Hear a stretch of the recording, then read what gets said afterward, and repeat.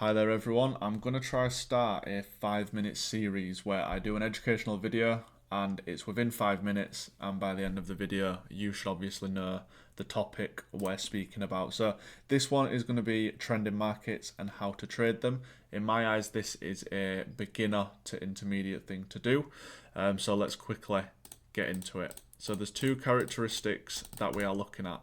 The first one is a buy-in market. This is also deemed as an uptrend. This is where the lows are getting higher and the highs are also getting higher. This means buyers are in control and we should not really be trying to sell in this market. The second market we are interested in is what we call a downtrending market. This is when the sellers are in control and the highs are getting lower and the lows are also getting lower. Some people will like to draw trend lines to confirm this, but in my eyes, as long as you've got the characteristics of the market, you're in a good position to obviously take a trade.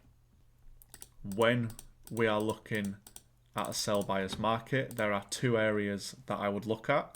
The first is the break retest area, which I would take in an aggressive market or in a market where you have a lot of confluence in and around the level. And the second area would be this high here. In a downtrending market, once this high is broken, I would no longer be sell bias and I may wait for a reversal pattern. If I'm in a buy bias market, the same thing applies. I am simply waiting for price to either come to the immediate break retest area, where I would expect a reaction, or my much preferred one would be the higher low in this scenario, where price could come back to here and I could potentially see a larger reaction.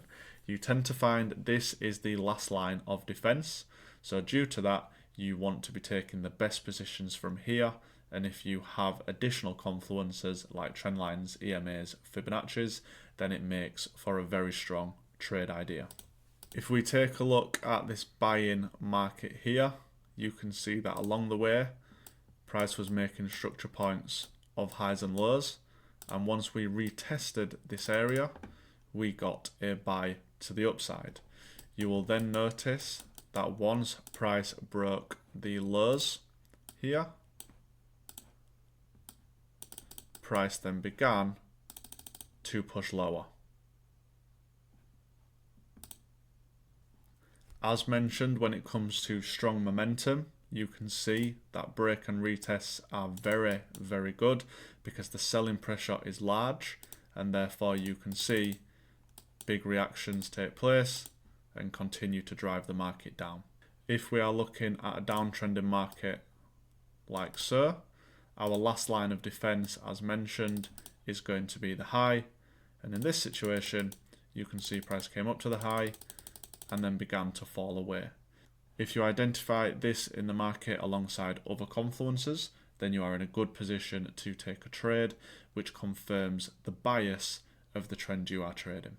Here on the weekly time frame, you can see that these trades play out a lot of the time, so it doesn't matter what time frame you are on, whether the market is going up or down, you can tend to see positions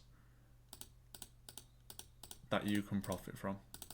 These positions are everywhere within the market, and it doesn't matter what time frame you are trading, as long as the market is pushing in a certain direction and you have your bias, then you are in a good position to take the break and retests and all the retests of the highs.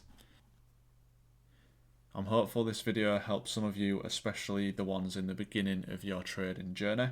So please subscribe if you found this helpful, and if you want me to go over anything else, please just let me know in the comments.